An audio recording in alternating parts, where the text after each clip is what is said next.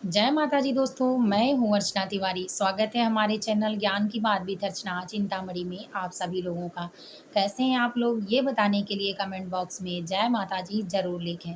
दोस्तों, बहुत सारे लोग और भैया दीदी लोग भी पूछ रहे थे कि आप सारी चीज़ें बताई, लेकिन कुछ चीज़ें एक बहन भी पूछ रही थी कि छूट गया है, जिससे आप एक वीडियो के माध्यम से बहुत अच्छी जानकारी दे दी, लेकिन कुछ चीज़ों के बारे में भी बता दीजिए कि जिससे कोई दिक्कत ना हो हम लोगों को और अच्छे से अपने सारे नियमों को निभा पाएँ। तो दोस्तों, आज उन्हीं नियमों को बताने के लिए मैं इस वीडियो के माध्यम से आपको बताऊँगी। तो आज हम बात करेंगे कि नवरात्रि में अगर नवमी या अष्टमी तिथि में आपके पीरियड का चौथा और पाँचवाँ दिन है, तो आप कैसे करेंगी पूजा? क्या नवमी की कड़ाही जो होती है, पूड़ी हलवा या माता की पूजा चढ़ा सकती हैं या नहीं?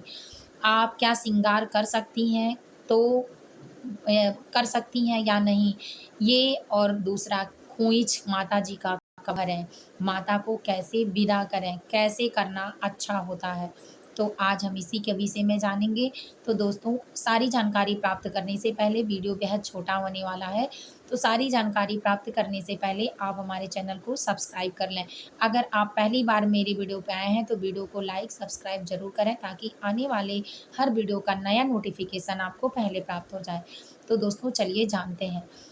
अगर आपके पीरियड का पहला दिन, दूसरा दिन, तीसरा दिन, चौथा दिन है, तो पहले इसी विधि को समझ लेते हैं कि कैसे आपको शुद्ध होना है, नहीं होना है। ये सभी महिलाओं को जानना चाहिए। पहला, पीरियड का पहला दिन चंडालिन का होता है। जितना चंडालिन को दोष लगता है, उतना या जिस कर्म के कारण वो होती हैं, उतना दोष दोष पहले दिन स्त्रियों को लगता है। दूसरे दिन डोमिन होती हैं, जो समाज में नहीं होती हैं, समाज से बाहर उनको शमशान घाट में पाया जाता है। जो चंडाल होते हैं, उनकी पत्नियाँ होती हैं। तो इसलिए दूसरा दिन डोमिन होती हैं, जिससे लोग शरीर भी अपना छुआना पसंद नहीं करते हैं, वो इतने अपवित्र होते हैं। तीसरे दिन शास्त्र के अनुसार जितने यानी जो शूद्र कास्ट में चमाइन आती हैं, उनके बराबर होती हैं। तो उनके बराबर उनको शास्त्र में दर्जा दिया जाता है कि जिसका बनाया हुआ ब्राह्मण परिवार के जो लोग हैं, वो लोग भोग ग्रहण नहीं करेंगे। यानी जहाँ ब्राह्मण नहीं ग्रहण करेंगे, वहाँ भगवान कैसे करेंगे? वीडियो बिल्कुल गरुड़ पुराण के अनुसार सत्य घटना पर है। मैं किसी को इस वीडियो के माध्यम से कोई दुख और तकलीफ नहीं पहुंचाना चाहती हूँ, लेकिन जो शास्त्र का नियम है मैं उसके हिसाब से ही उदाहरण देती हूँ ताकि आप अच्छे से समझ पाएँ। तो उतना उनको दिया गया है। चौथा दिन धोबिन होती हैं। धोबिन जो कपड़ा धुलने वाले होते हैं उनका, तो उनके समान दर्जा दिया गया है। धोबिन का छुआ हुआ भगवान भोग ग्रहण करते हैं, तो इसीलिए वो डायरेक्ट ना छुएँ।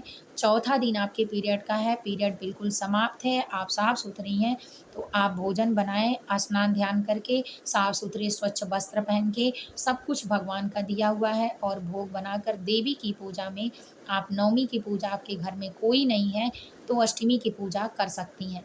अगर कोई है तो आप उससे कराएँ, ज़्यादा अच्छा होगा, कोई कन्या है तो उनसे करा लें, लेकिन अगर कोई नहीं है, तो आप हाथ जोड़ के सारी रख कर करा सकती हैं। अगर आपके पति हैं, तो आप सारे काम करके भोग बना के उनको दीजिए और उनसे सारी पूजा करा लीजिए, तो भी आपके लिए अच्छा होगा। लेकिन लास्ट उपाय है कि अगर कोई नहीं है, तो आप पूजा बिल्कुल ध्यान से चढ़ाएँ, कोई दिक्कत नहीं होगी। 5वाँ, अ, जो भी महिलाएँ अगर 7 दिन पीरियड के नहीं हुए हैं, तो व्रत को बिल्कुल मत करें। अगर पहला व्रत कर चुकी हैं नवरात्रि का और लास्ट वाले व्रत में पीरियड है, तो वो भी उनके हाथ में नहीं है, तो व्रत बने रहें, मानसिक पूजन करें, स्नान ध्यान करने के बाद स्वच्छ साफ वस्त्र पहनें, खोइच माता जी का न भरें, श्रृंगार आप न करें, नई सामग्रियों का जो ज़रूरत की चीज़ें हैं, पुरानी हैं, आपकी लगाई हुई बिंदी और सिंदूर की डिब्बी है, तो उसमें से लगाएँ, नई चीज़ों को मत छुएँ और माताजी से दूर रहें। लेकिन आसन पर बैठकर आप पूजा घर के मंदिर में नहीं, जहाँ हैं उसी जगह को शुद्धता मान के मानसिक रूप से आप मंत्र इत्यादि चीज़ें पढ़ सकती हैं। अब दूसरा नियम है कि अगर आप पाठ कर रही हैं तो कैसे करेंगी?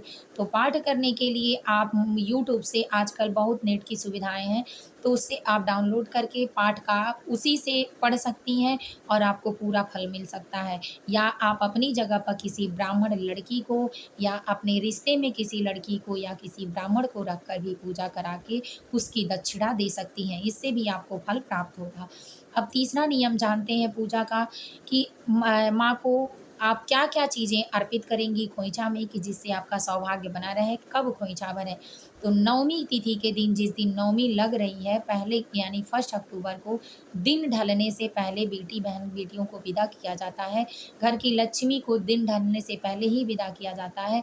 तो इसलिए आप कन्या के रूप में माताजी को बुलाई हैं, तो इसलिए उनको खोइंच भर के समय में यानी शाम को 5 बजे से पहले और दोपहर के बाद यानी 12 बजे के बाद 1 बजे के बाद शाम के समय में निश्चित टाइम में खोइच में हल्दी, चावल, दूध, पैसा इत्यादि सारी चीज़ों को 5 बार उठाकर श्रृंगार की सामग्री उनके खोइच में डालें और प्रसाद के रूप में आप श्रृंगार में से सिंदूर या बिंदी, चूड़ी जो भी रखें, उसमें से कुछ चीज़ें प्रसाद के रूप में माता से प्रार्थना करके ले लें। तो इस तरह से आप सौभाग्य की प्राप्ति कर लेंगी और खोइच भी भर देंगी। नवमी तिथि में ही 10वीं तिथि में अब बहुत लोगों का सवाल है कि पहले पारण करें या विसर्जन करें? तो आप 10वीं तिथि में सुबह के समय तिथि देख लें क्योंकि एकादशी लग जाएगी तो आपका पारण नहीं हो पाएगा और नवमी की जो 9 दिन का व्रत रहते हैं उनका पारण 10वीं तिथि में ही होता है। तो इसलिए आप 10वीं तिथि में पारण करने के लिए सुबह सबसे पहले माताजी के स्थान से उनको दूसरी स्थान पर पूजा पाठ भोग इत्यादि डेली की तरह करने के बाद कलश को महिलाएं मैं पिछले वीडियो में ही बताई हूँ तो चेकआउट करके भी वो आप देख सकती हैं। तो एक स्थान से दूसरी स्थान पर करके और माताजी से सुहाग लेकर महिलाएं अपने घर के जो भी सदस्य हैं सब लोग माताजी को भोग प्रसाद चढ़ाकर पूजा करके उसके बाद विधि विधान से पारण करें। पारण करने के बाद आप कलश को शाम के समय यानी जो अभिजीत मुहूर्त होता है उसके बाद या उसी में वो ले जाके आप कलश को विसर्जित कर दें। 10वीं तिथि में कलश विसर्जन करना और पारण करना दोनों अच्छा माना जाता है। तो आप पहले पारण कर लें 9 दिनों के बाद व्रत रहने के बाद, इसके बाद उसी तिथि में आप विसर्जन कर लें। फिर अपने घर में जो चावल हैं वो जो कलश पर रहते हैं उस चावल से मीठा खीर बनाकर फिर भगवान को भोग लगाएँ और थोड़ा चावल मछलियों को खाने के लिए जल में प्रवाहित करा दें। तो इस तरह से आप समस्त चीज़ों को अपने यूज़ करके अच्छा धर्म निभाकर और अच्छे पुण्य की प्राप्ति कर सकती हैं, अच्छे सौभाग्य की प्राप्ति कर सकती हैं। और एकादशी का व्रत रहने के लिए आप शाम तक अगर फिर करना चाहती हैं तो करें, नहीं तो अपने स्वास्थ्य का बेहद ध्यान दें और उस दिन एकादशी के दिन चावल ना खाकर रोटी खाकर भी व्रत में आप नियम पूर्वक विधि विधान से पूजा पाठ कर सकती हैं। तो दोस्तों वीडियो पसंद आई हो तो लाइक ज़रूर कर लें, चैनल को सब्सक्राइब कर लें। फिर मिलूँगी एक नए वीडियो में नए ज्ञान के साथ, तब तक वीडियो यहीं एंड करती हूँ।